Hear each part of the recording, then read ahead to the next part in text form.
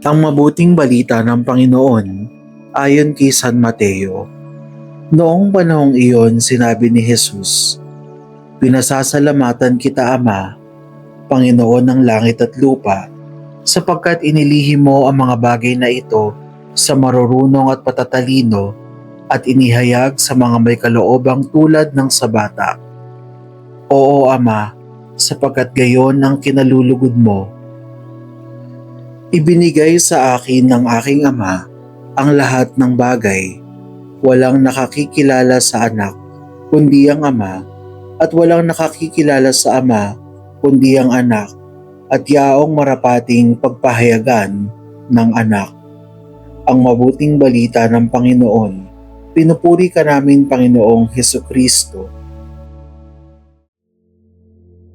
Ibinigay sa akin ng aking Ama ang lahat ng bagay.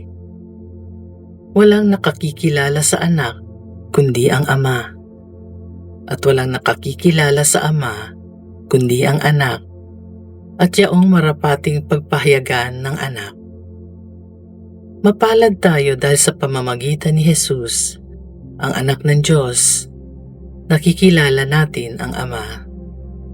Sa katunayan, sa panalangin na itinuro ni Jesus, ang Ama namin, diyan pa lang ay itinuturo na sa atin ni Jesus ang relasyon natin sa Diyos.